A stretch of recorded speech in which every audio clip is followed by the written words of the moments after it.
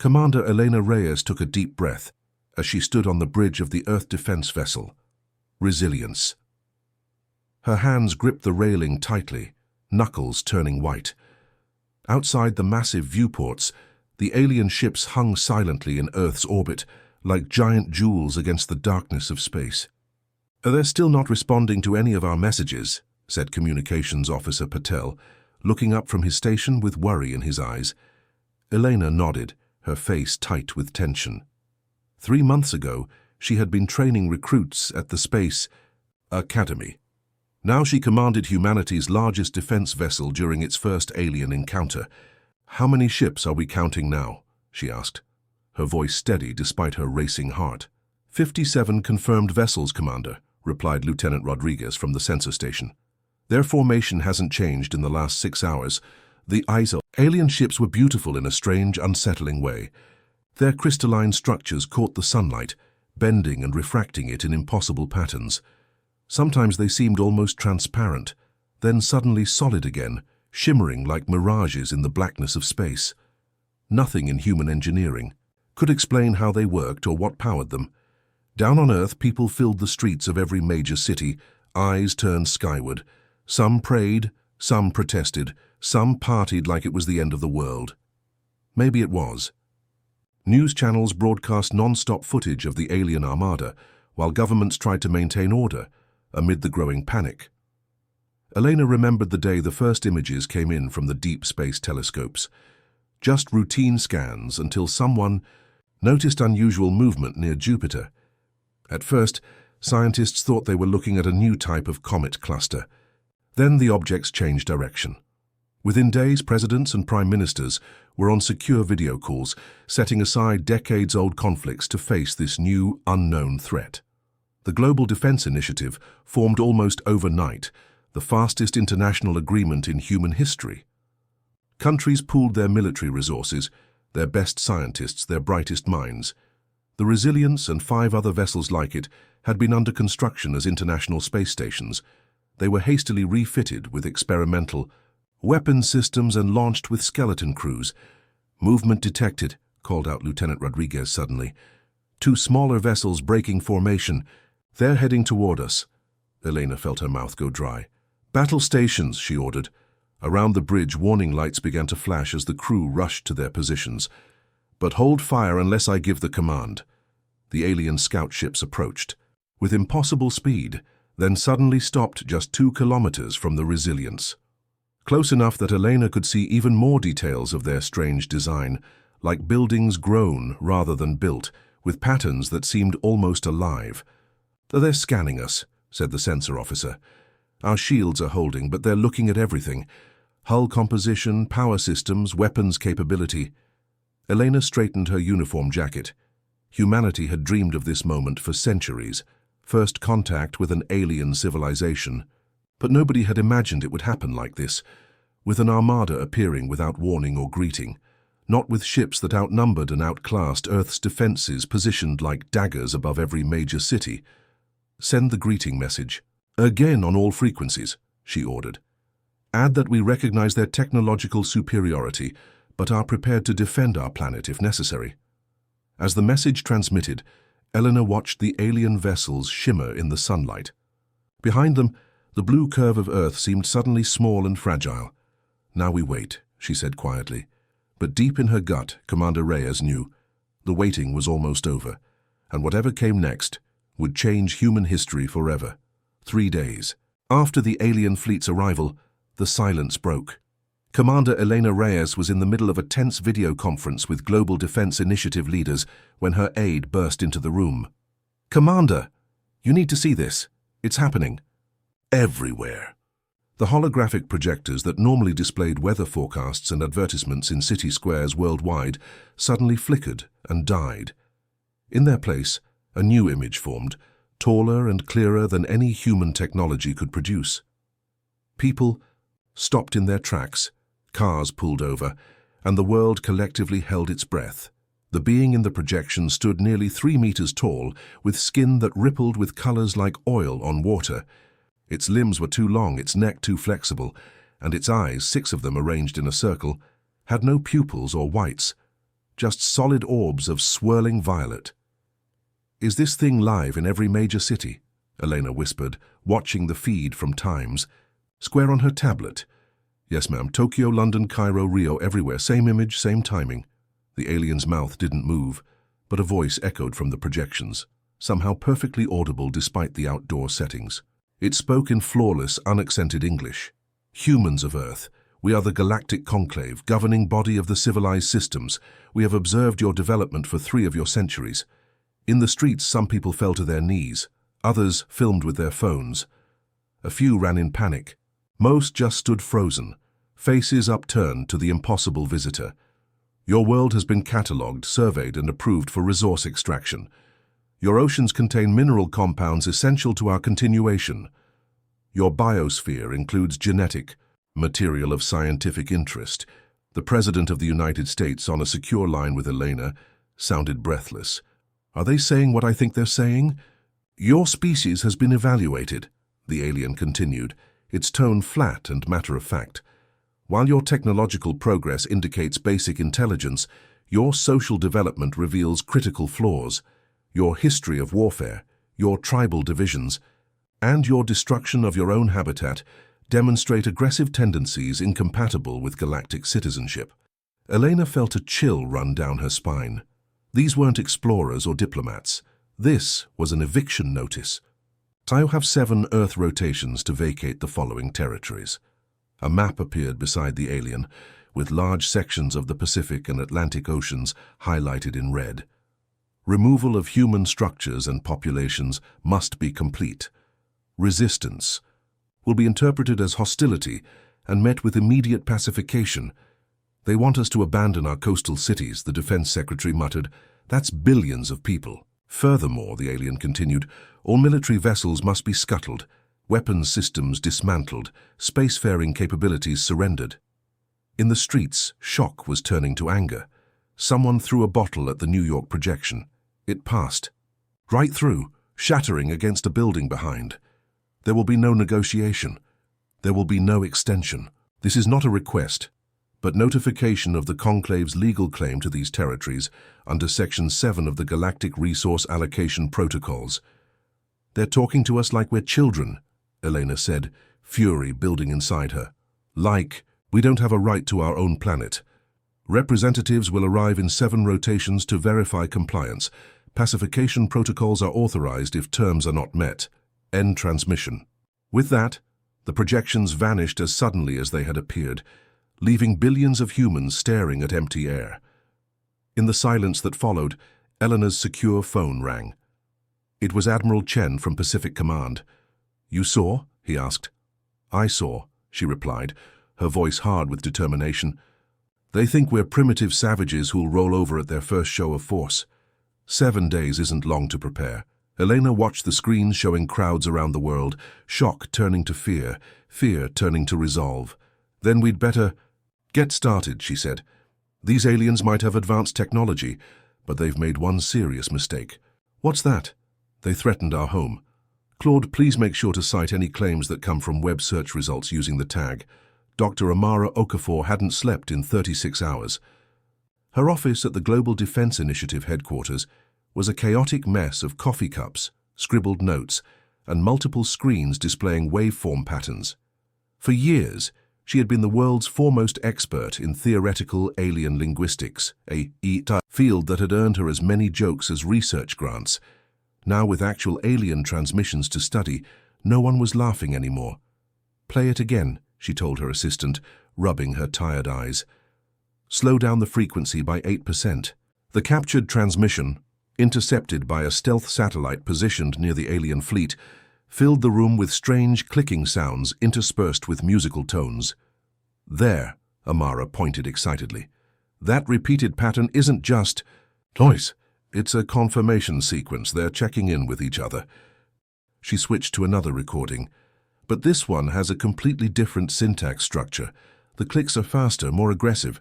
Listen to the tone shifts." Her assistant looked confused. "What does it mean?" "It means they're not all the same," Amara said, excitement building despite her exhaustion. "Different communication patterns suggest different species or at least different cultural groups."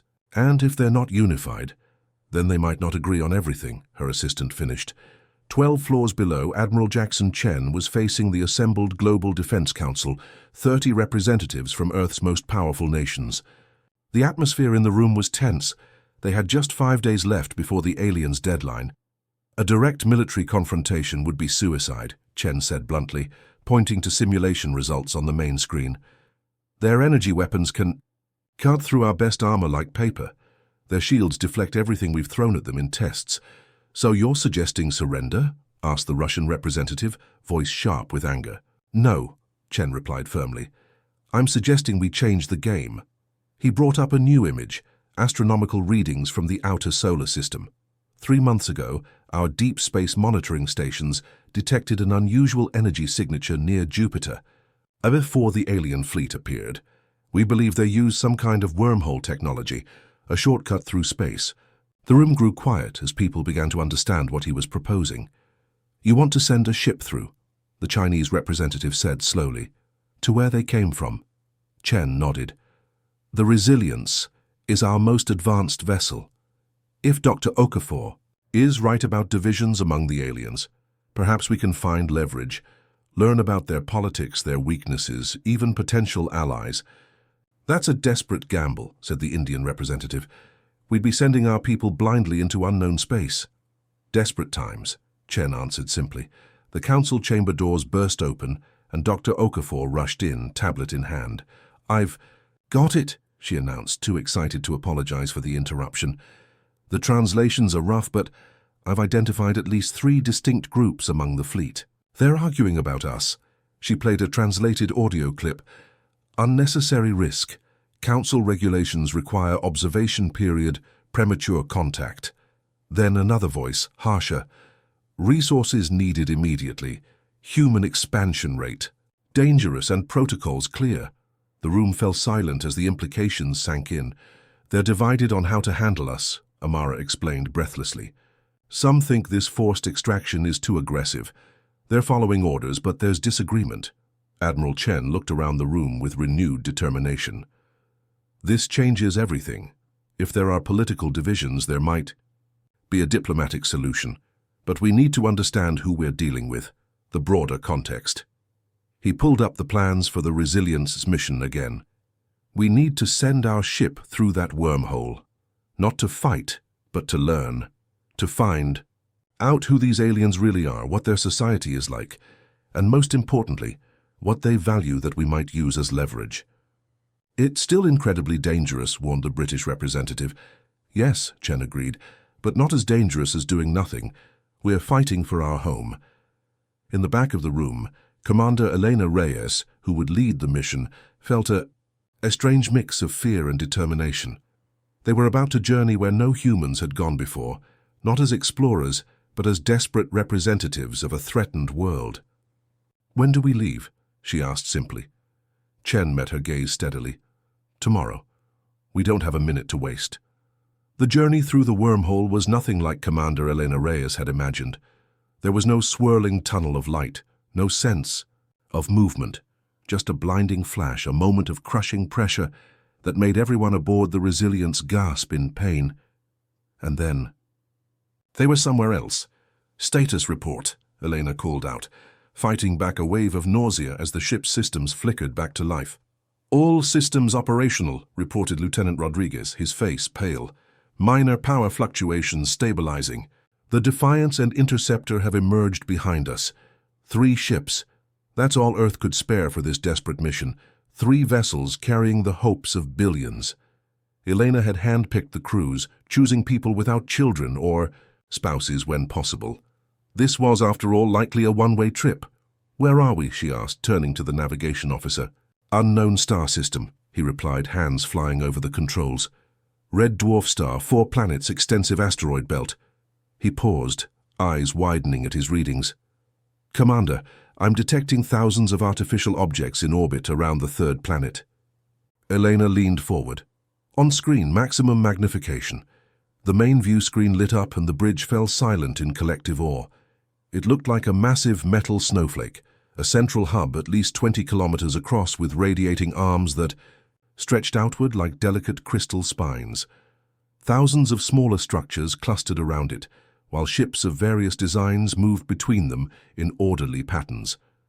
The entire complex glittered in the red light of the dwarf star, a testament to engineering on a scale humans had only dreamed of. "My God," whispered Lieutenant Commander Takai, the science officer. "It's their capital, their UN." "Cloak engaged," the tactical officer announced. "We're running silent, but I don't know how effective our stealth technology will be against their sensors."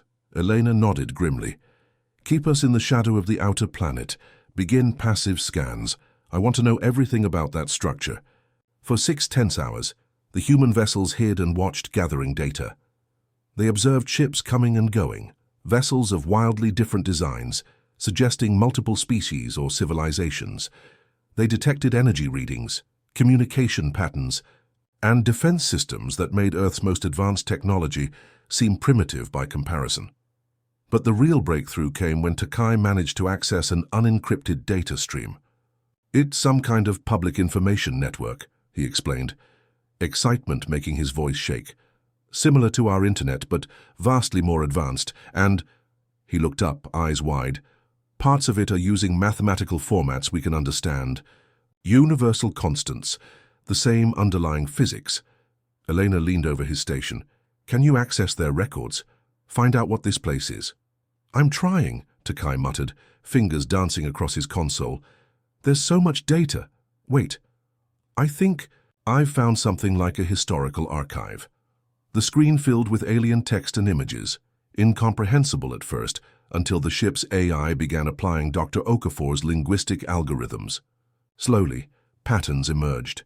Meanings took shape. "This is it," Takai said softly. "The Galactic Conclave, founded 30,000 Earth years ago. Dozens of member species." Elena felt a chill as images began to appear, recordings of various alien beings in what appeared to be council sessions or diplomatic meetings. Some resembled the holographic messenger that had delivered Earth's ultimatum. Others were utterly different, floating gas sacks, insectoid creatures, beings made of what looked like living crystal. "Can you find anything about their policies, their laws regarding other worlds?" Takai nodded, navigating deeper into the archives. "Here's something: resource allocation protocols. Seems to be their guidelines for—" "Wait." His face darkened. "Commander, you need to see this." The screen changed to show images of planets, dozens of them. Beautiful worlds with oceans, forests, deserts, worlds that teemed with life. Next to each image was data in the alien script, with dates and status. "Reports." "The translation is rough," Takai said, voice tight with anger. "But these are records of resource extraction operations. And these—" he pointed to symbols next to some of the worlds. "These indicate indigenous intelligent species." Elena felt her blood run cold. "Are you saying Earth isn't their first target, not even close?" Takai pulled up more records. "Look at these reports. Species resistance neutralized. Biosphere collapse following extraction. Indigenous population relocated to preservation habitat." Images flashed on screen. Worlds stripped of resources. Civilizations reduced to small enclaves. Entire species catalogued and preserved like museum specimens. "They're not just conquerors," Elena whispered. "They're collectors, and we're just their latest acquisition." The bridge was silent as the terrible truth sank in. Earth wasn't facing simple invaders, but a systematic, bureaucratic machine that had been consuming worlds for millennia. "Send this data to Earth immediately," Elena ordered, "and then find me everything you can about their weaknesses, their politics, their command structure." She stared at the massive structure glittering against the darkness. "We came looking for leverage. I think we just found it." Major Lee adjusted the settings on her adaptive skin suit one final time, watching as the material shifted color and texture to match the metallic corridors of the alien station. The technology was reverse-engineered from fragments of alien hull material they'd managed to analyze. A rushed job, but their only chance at infiltration. "Oxygen levels stable," she whispered into her nearly invisible comm unit. "Gravity slightly, lighter than Earth standard. Breathing apparatus functioning correctly. Behind her, 4 other human operatives checked their equipment. All elite special forces, chosen for this mission not just for their combat skills, but for their scientific backgrounds. People who could think on their feet when faced with completely alien technology. "Remember," Lee cautioned, "we're observers. First, we place the quantum comms, we gather intel, we get out. No heroics." The maintenance shaft they'd accessed through their stealth shuttle led directly into what appeared to be a lower level of the massive space station. As they emerged into a wider corridor, Major Lee froze, pressing herself against a wall. Just meters away, her first alien, in the flesh. The creature moved on 4 tentacle-like limbs, its body covered in iridescent scales that shifted color as it walked. It wore what appeared to be some kind of uniform and carried what looked suspiciously like a clipboard. "It's checking systems," whispered Lieutenant Choi, the team's xenobiologist. "Look at how it's moving, methodical, routine. It's doing maintenance rounds." They waited until the creature turned a corner, then moved in the opposite direction. The station was enormous. Their scans had suggested it was roughly the size of Manhattan and filled with activity. As they ventured deeper, using service corridors and maintenance tubes, they encountered more aliens. "There's so many different species," Lieutenant Patel murmured in awe as they observed a large open area from a concealed position. "I count at least 15 distinct physiologies just in this room." The space resembled nothing so much as a busy office lobby.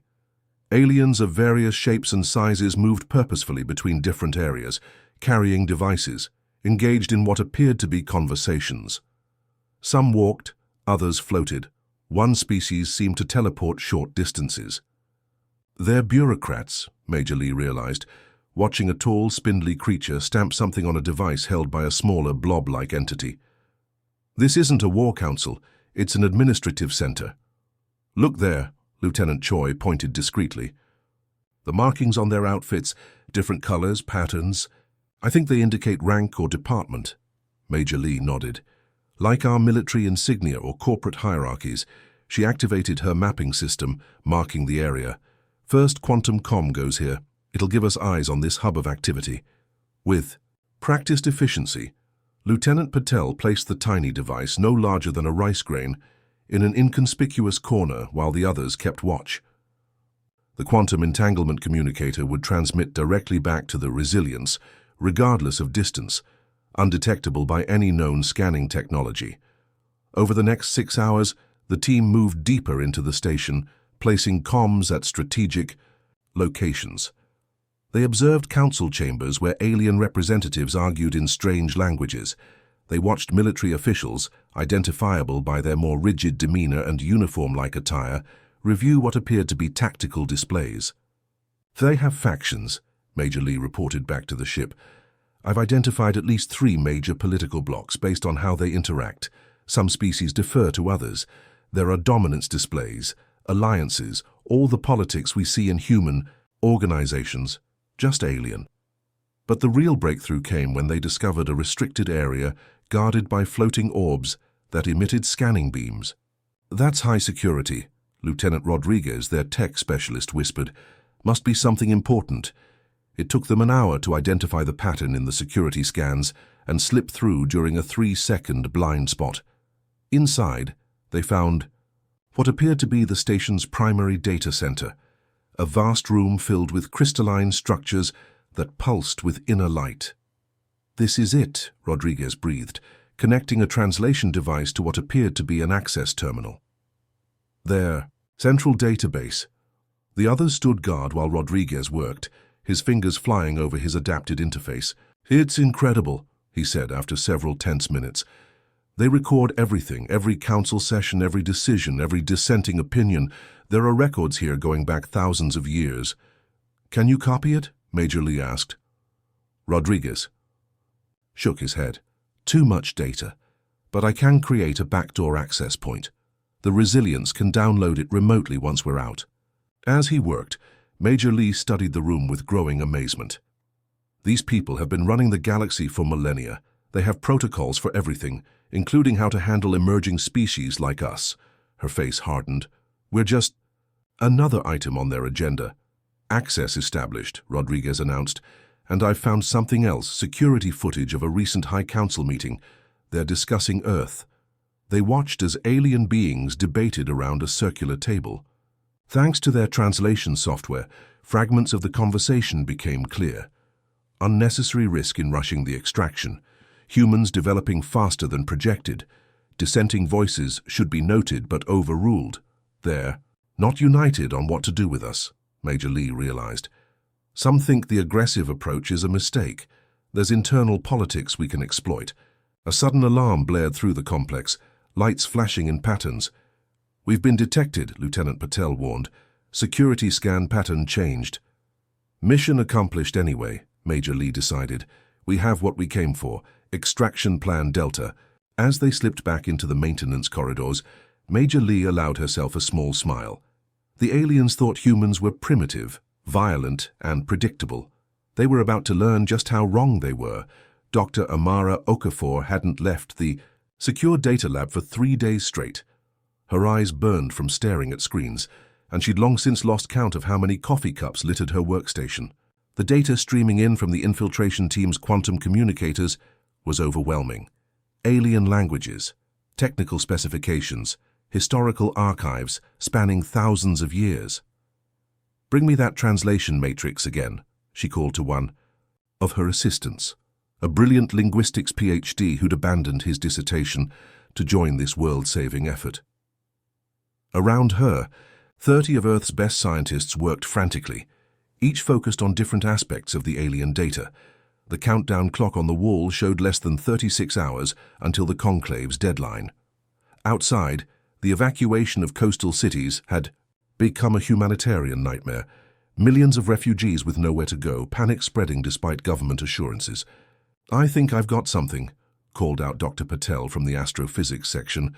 "These spatial coordinates keep appearing in their strategic planning documents." Amara hurried over, squinting at the complex alien star charts. "Those aren't random systems," she said slowly as recognition dawned. "That's our solar system. And look," she pointed to blinking symbols near Jupiter. "They've highlighted the wormhole zone." Dr. Patel nodded grimly. "And not just any wormhole. According to their maps, it's part of a network, a junction point connecting to at least 7 other wormholes. Like a highway interchange," Amara murmured. "A strategic location." "Exactly," Patel replied. "And Earth sits right on top of it." Amara rushed back to her station, pulling up the resource extraction protocols they'd been studying. "It never made sense," she muttered, scrolling through the alien text. "Why would an advanced civilization need our water or minerals? They could harvest uninhabited planets or asteroids much more easily. But if what they really want is control of a wormhole network..." Her fingers flew across the keyboard, cross-referencing different files from the massive data dump. Historical records of other planetary acquisitions began to show a pattern. Worlds near strategic locations, civilizations removed or controlled. "Director," she shouted, waving over the head of the research center. "I need to speak with the Defense Council immediately. We've been looking at this all wrong." 30 minutes later, Amara stood before the emergency session of the Global Defense Council, her findings displayed on the main screen. Military leaders and government representatives looked on with grim expressions. The conclave's ultimatum was a lie, she explained, voice steady despite her exhaustion. "They don't care about our resources. What they want is our location, specifically control of the wormhole junction near Jupiter that they've been using."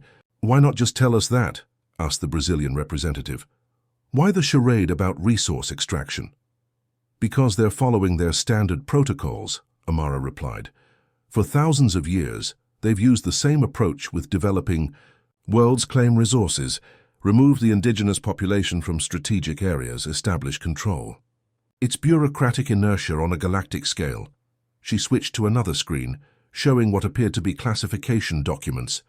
"But there's something else I found in their internal security assessments, something that explains why they're moving against us now, rather than waiting." She highlighted a section of translated text. "They're afraid of us." Murmurs of disbelief filled the room. "Afraid? Of us?" Admiral Chen asked incredulously. "Their technology is centuries beyond ours. It's not about our current capabilities, Amara explained. It's about our potential. She brought up a new chart, a comparison of developmental timelines for various species. This shows technological progression from basic tools to space travel for all known civilizations in their database. Most species took between 20 and 40,000 years to move from stone tools to basic spaceflight. She pointed to a dramatically shorter line at the bottom. Humans did it in less than 5,000. Our rate of advancement is unprecedented. The room fell silent as the implications sank in. Several influential council species have classified humanity as a potential dominance threat, Amara continued.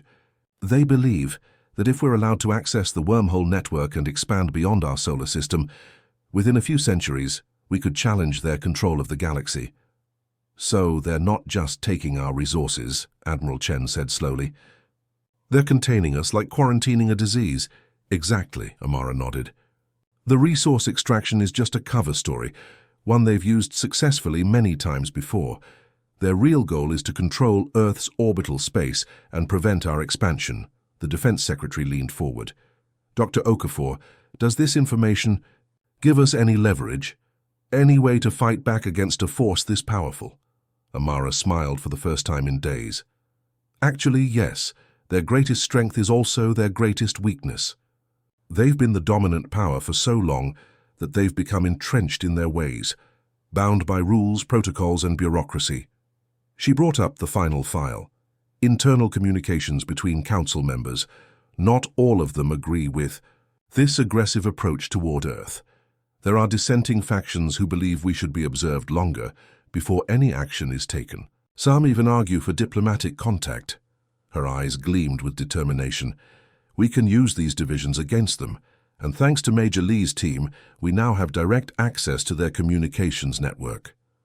What are you suggesting? Asked the Chinese representative.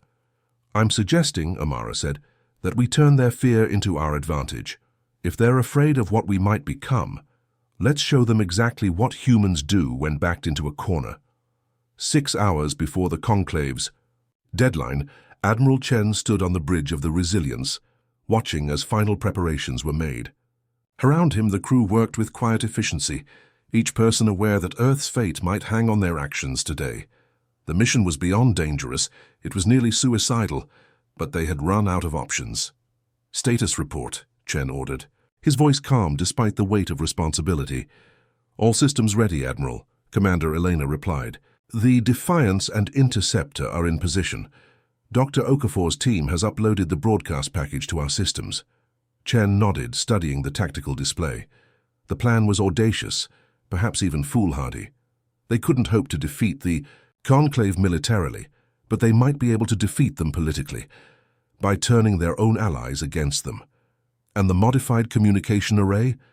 Installed and calibrated, sir, replied Lieutenant Rodriguez. Based on the technology we observed at the Council headquarters, it should be able to override their standard frequencies and broadcasting systems. For how long? Rodriguez hesitated. 10 minutes, maybe 15 before they can block us. After that, he didn't need to finish. After that, they would be alone in enemy territory, certain to face retaliation. It'll have to be enough, Chen decided. He turned to address the bridge crew. I won't lie to you, this mission carries extreme risk. Some of us, perhaps all of us, may not return. But if we succeed, we save not just Earth, but potentially dozens of other worlds from conclave domination. He paused, looking at each face in turn. I'm proud to serve with each of you. Now let's remind these aliens why they were right to fear humanity. The Admiral activated the ship-wide communication system. All hands battle stations, prepare for wormhole transit in 5 minutes. As klaxons sounded throughout the ship, Chen moved to the command chair, strapping himself in. The wormhole transit was violent enough the first time. Who knew what would happen when they deliberately pushed through at combat speed? Transit countdown initiated, announced the navigation officer. 5, 4, 3, 2, 1. The Resilience shuddered as it accelerated toward the invisible tear in space near Jupiter. For a moment, the ship seemed to stretch impossibly, the sensation making everyone's teeth ache and ears pop. Then came the blinding flash, the crushing pressure, and they were through, emerging in the red dwarf system once more. "Transit complete," called out the helm officer. "The Defiance and Interceptor are right behind us." "Stealth systems active," reported Tactical. "No indication they've detected us yet." Chen nodded grimly. "Take us in. Full sublight speed. Target the Council Station's communication hub. Launch the broadcast drones." The 3 Earth vessels accelerated toward the massive snowflake-shaped station, still hidden by their reverse-engineered stealth technology. From each ship, a dozen small drones detached, spreading out in a carefully planned pattern around the station. "Drones in position," Elena reported. "Ready to initiate broadcast on your command." Chen took a deep breath. This was the moment, humanity's desperate gamble. Begin the broadcast. Across the vast station and throughout the surrounding system, every communication device, every screen, every holographic projector suddenly activated. The carefully prepared message, translated into all major conclave languages, thanks to Dr. Okafor's team, began to play. Admiral Chen's face appeared, calm and resolute. "People of the Galactic Conclave," he began, "I am Admiral Chen of Earth. Your leaders have told you that my world is being harvested for resources, that my species is too violent to join your community. These are lies." The broadcast shifted to show footage taken from the Conclave's own archives, evidence of previous civilizations destroyed, worlds stripped, species relocated to small preserves. "Your council does not harvest resources from inhabited worlds because they need those resources," Chen continued. "They do it to control strategic locations and prevent emerging species from challenging their power. This isn't about protecting the galaxy. This is about fear and control." On the bridge of the Resilience, tensions ran high as they monitored Conclave communications. "They're scrambling ships," reported Tactical. "Defense systems coming online." "Stay the course," Chen ordered. "Keep broadcasting." The message continued, now showing internal council documents highlighting Earth's unprecedented development rate and concerning expansion potential. "We've seen your records," Chen's voice declared as the evidence unfolded. "Earth isn't the first world you've threatened with extinction, and we won't be the last, unless the member species of the Conclave finally see the truth about their leaders." The broadcast then shifted to show the dissenting opinions from various council members, those who had argued against the aggressive approach toward Earth, those who had questioned the ethics of the resource extraction program. "Even among your own leadership, there are those who recognize this injustice," Chen continued. "We call on all members of the Conclave to question what you've been told. Earth does not want war with the galaxy. We seek only the right to determine our own future." "Incoming fire," shouted Tactical. "Defense platforms activating." The first blasts of energy streaked past the Resilience, narrowly missing as the helmsman executed evasive maneuvers. "Keep broadcasting," Chen ordered. "Every second counts." As energy weapons lit up the space around them, the Earth ships continued their desperate mission, broadcasting truth across the stars, their only weapon against an enemy too powerful to defeat by force. Inside the massive council chamber, absolute chaos had erupted. The human broadcast was playing on every screen, every holographic display, reaching every corner of the massive station. What had begun as confusion had quickly transformed into outrage, as centuries of careful deception unraveled in minutes. "This is fabricated," shouted High Counselor Sith, his iridescent skin flashing angry red patterns. The tall, slender alien, who had delivered Earth's ultimatum, now stood in the center of the chamber, surrounded by equally agitated members of the ruling species. "These humans are manipulating our own records." But his protests were drowned out by the growing tumult, as representatives from dozens of species began shouting questions, demands, and accusations. The chamber, normally a place of rigid protocol and formal procedure, had descended into something resembling a riot. "Is this true?" demanded Ambassador Trelk of the Meridian Cluster, her crystalline form vibrating with emotion. She pointed a sharp appendage at a particularly damning piece of evidence, now displayed on the main chamber screens, side-by-side images of her own homeworld before and after limited resource extraction centuries ago. The official report claimed minimal impact on the native ecosystem. The actual images showed devastation on a continental scale. "That was necessary stabilization," responded Councillor Vresh, mandibles clicking nervously. "Your world had severe tectonic instabilities."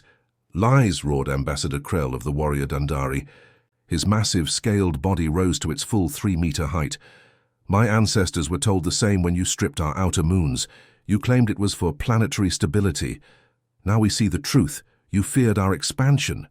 Around the chamber, patterns were becoming clear to species that had long been junior partners in the conclave. Many realized they had joined after similar resource extractions on their worlds. Others recognized how their development had been subtly constrained, their expansion limited by seemingly benevolent regulations. In a secure observation booth above the main floor, Major Lee and her infiltration team watched the unfolding chaos with grim satisfaction. They had slipped aboard the station during the confusion caused by the Earthship's broadcast. "I think it's time," Lee said, checking her weapon one last time. Not that it would help much if things went badly, but its presence gave her courage. Her team nodded in agreement, faces tense but determined. They had come too far to turn back now. As the ruling council members struggled to regain control of the chamber, a side door slid open.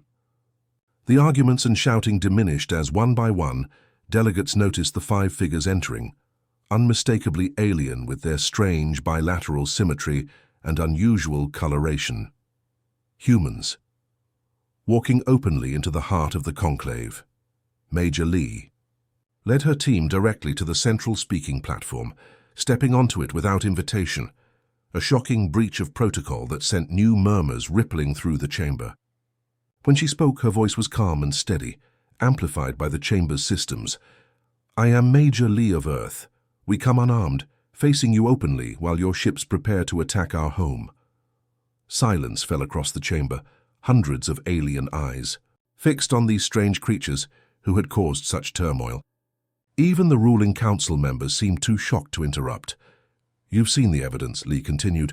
"Your leaders have systematically eliminated or controlled any species they deemed a potential threat, not for resources, not for stability, but to maintain their power." High Councillor Zith recovered enough to step forward. "This is an unauthorized intrusion. Security, remove these creatures immediately." But the security forces, members of various species, hesitated, looking uncertainly between the humans and their commanders. "Before you follow that order," Lee said loudly, "perhaps you should see this." She activated a small device, and a new hologram appeared above the chamber, a classified council directive dated centuries earlier. "This is the original containment protocol," Lee explained, as alien text scrolled for all to see. "The foundation of what eventually became your resource extraction program. It explicitly states its purpose, to identify and neutralize species with concerning advancement trajectories before they can challenge conclave authority." Ambassador Trelk moved closer, her crystalline form catching the light.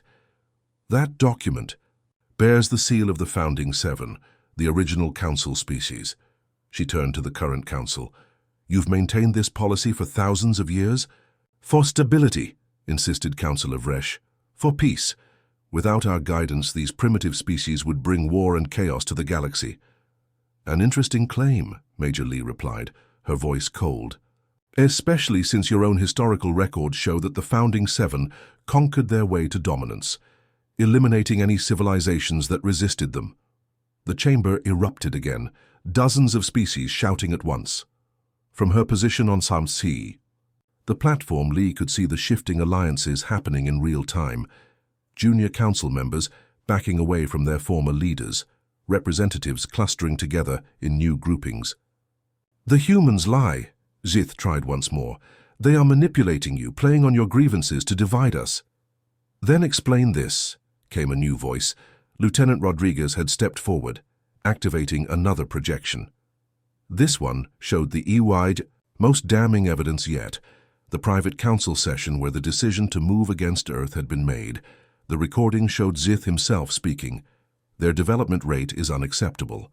If allowed to discover the wormhole network naturally, models suggest humans could achieve technological parity within 3 centuries. Containment must begin immediately." using standard extraction protocols. Another counselor had objected, but they've shown no aggression toward spacefaring civilizations. Our own directives require demonstration of expansionist violence before intervention. Zith's recorded response was damning. We create the directives. We can interpret them as necessary for continued stability. As the recording ended, the chamber had grown deathly quiet. Major Lee looked around at the assembled representatives of 1,000 worlds and spoke one final time. Today you face a choice. Continue as willing accomplices in this system of control and conquest, or stand with Earth and all other species who deserve the right to determine their own futures. For a moment, no one moved. Then Ambassador Krell of the Dundari stepped forward, moving to stand beside the humans. The Dundari stand with Earth, he growled. One by one, other representatives began to join them on the platform. Their revolution had begun. Admiral Chen stood in the center of the council chamber, the eyes of 1,000 alien species upon him. Through the massive viewports behind the council seats, he could see his 3 ships, the Resilience, Defiance, and Interceptor, surrounded by conclave security vessels. The human ships were damaged but still intact, having survived long enough to dock with the station after their desperate broadcast. The chamber looked different now than it had just hours ago. The pristine order had given way to a new arrangement, with many delegates having physically moved away from the ruling council species. The elegant hierarchy had fractured, replaced by something more chaotic, but perhaps more honest. Chen took a deep breath. He had practiced for countless diplomatic missions during his career, but nothing could have prepared him for this moment, standing before the rulers of the galaxy as the representative of his entire species. You attacked our home, he stated, simply, his voice carrying across the now silent chamber. But you didn't just attack Earth, you've been attacking homes across the galaxy for millennia. High Counselor Zith, his authority visibly diminished but still defiant, raised himself to his full height. We maintained order. We prevented the chaos that would result from unchecked expansion of primitive, violent species. Chen's face remained impassive. Is that what you told yourselves as you stripped worlds of their resources? As you relocated entire civilizations to preservation habitats, as you decided which species deserved to determine their own futures and which didn't? He gestured to the screens still displaying evidence from the Conclave's own archives, the before and after images of dozens of worlds that had fallen victim to resource extraction. Your own records betray you, Chen continued. This was never about preserving peace. It was about preserving power. From the gallery, a small amphibious alien that had been silent until now spoke up. The human speaks truth. My world was extracted 300 cycles ago. We were told it was necessary. For galactic stability, we believed you. Its large eyes blinked sadly. We trusted you. Other voices joined in, species after species recounting similar stories of manipulation and half-truths. Ambassador Krell of the Dundari, who still stood protectively near the human delegation, growled his agreement. The Conclave promised us protection and partnership. Instead, they stunted our growth while pretending to help us advance. Chen watched as more representatives moved to stand with Earth and its growing coalition. The tide was turning visibly within the chamber. For thousands of years, he said, you've controlled the narrative. You've decided which species get to join your conclave as equals and which remain forever as subjects. You've hidden behind bureaucracy and procedure while systematically eliminating any potential challenge to your authority. He turned to address not just the council leadership, but the entire assembly. Humanity doesn't want war with the galaxy. We didn't come here seeking revenge or domination. We came here seeking justice, not just for ourselves, but for every species that has suffered under your control. What would you have us do? Asked a crystalline being that Chen recognized as a senior council member. Its voice sounded tired, perhaps even resigned. Simply dismantle the order we've maintained. For millennia. Allow chaos to reign? No, Chen replied firmly. We propose a true galactic community, one where all species have representation, where advancement isn't feared but celebrated, where cooperation replaces control. He walked closer to the council table, his steps measured and deliberate. Your greatest fear was that humanity's aggressive tendencies would disrupt your carefully maintained system. You were right to be afraid, but not because we seek conquest. Chen's voice grew stronger, filling the chamber. Be afraid because we will not be exterminated, we will not be controlled, and we will not allow you to threaten another species again. The chamber erupted in sounds that Chen's translator couldn't fully process. Alien vocalizations of agreement, support, perhaps even hope. A slender insectoid alien approached Chen, its translator rendering its clicks and chirps into English. The Vraxi stand with Earth. We too were judged potentially threatening due to our rapid development. Our colonies were restricted, our technology monitored. The Peloran Collective also stands with Earth, came another voice, this one from a floating, gas-filled being. We have long questioned the extraction protocols but feared speaking alone. One by one, more species declared their support. Not all. Many of the older council members and their closest allies remained opposed, but enough to make it clear that the Conclave's unified front had shattered. High Councillor Zith looked around at the chamber he had dominated for decades, his authority crumbling before his eyes. This is temporary madness, he declared. You cannot possibly believe that dismantling our systems will lead to anything but disaster. Chen met his gaze steadily. Perhaps your way prevented some conflicts, but at what cost? The freedom of how many worlds, the potential of how many species, that wasn't your decision to make. Within hours, the council chamber had transformed into something it had never been before. A true forum where all voices could be heard. Emergency sessions were called. Votes were taken. The invasion fleet approaching Earth was recalled as its commanding officers received contradictory orders from a leadership in disarray. As the immediate crisis passed, Admiral Chen found a quiet moment alone with Major Li and her team, gazing out at the stars from an observation deck. Did we do the right thing? Li asked quietly. Upending an entire galactic order? Chen smiled slightly. Humans have a talent for disruption, don't we? But yes, I believe we did. The Conclave needed this reckoning. And now, perhaps for the first time, there's a chance for a true galactic community, one built on respect rather than fear. He turned to look at the chamber behind them, where representatives of hundreds of species were engaged in intense discussions about what would come next. They were right about one thing, Chen said. Humanity's aggressive tendencies can be dangerous, but from now on, we'll direct that energy toward protecting the rights of all sentient beings. No species should ever again have to hear the words, "You attacked our home." In the distance, Earth waited, still unaware that its desperate gamble had succeeded, that the threat of extinction had passed. And beyond Earth lay a galaxy forever, changed by humanity's refusal to submit quietly to its assigned fate. A new era had begun,